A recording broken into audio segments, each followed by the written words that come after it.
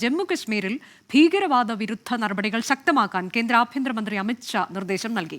കശ്മീരിൽ നടത്തിയ area domination plan, zero terror plan എന്നിവ ജമ്മുവിലും നടപ്പാക്കാൻ ഏജൻസികൾക്ക് നിർദ്ദേശം നൽകി.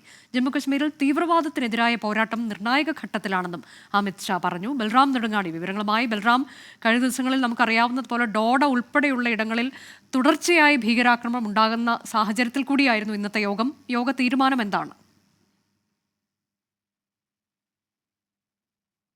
അനുജ സൂചിപ്പിച്ച പോലെ തന്നെ ജമ്മു കശ്മീരിലെ റിയാസി, കത്വ, ടോഡ എന്നിവിടങ്ങളിൽ തുടർച്ചയായ 3 ദിവസങ്ങളിൽ 4 ഭീകരവാദ ആക്രമണങ്ങൾ ഉണ്ടായ ഒരു പശ്ചാത്തലത്തിലാണ് ആഭ്യന്തരമന്ത്രി അമിത്ഷാ ഉന്നതതല യോഗം ഇന്ന് കേന്ദ്ര ആഭ്യന്തര മന്ത്രാലയത്തിൽ വിളിച്ചത്.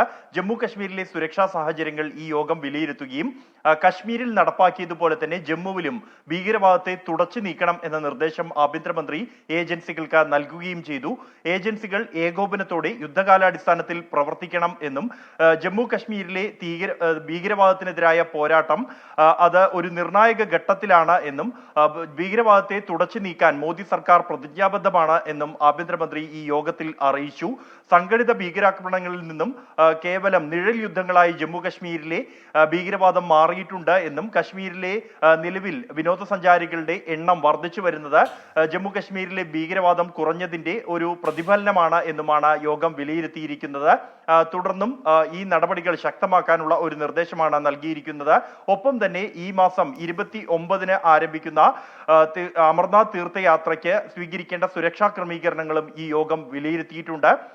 ഈ കേന്ദ്ര ആഭ്യന്തര മന്ത്രാലയത്തിൽ വിളിച്ചു ചേർത്ത യോഗത്തിൽ ജമ്മു കശ്മീർ ലഫ്റ്റനന്റ് ഗവർണർ മനോജ് സിൻഹ, ഒപ്പം തന്നെ ദേശീയ സുരക്ഷാ ഉപദേഷ്ടാവ് അജിത് ഡോവൽ, കൂടാതെ കരസേനാ മേധാവി മനോജ് പാണ്ഡെ, നിയുക്ത കരസേനാ മേധാവി ലഫ്റ്റനന്റ് ജനറൽ ഉപേന്ദ്ര ദ്വിവേദി, വിവിധ ഏജൻസികളുടെ ഡയറക്ടർ ജനറൽമാർ എന്നിവർ പങ്കെടുത്തിരുന്നു.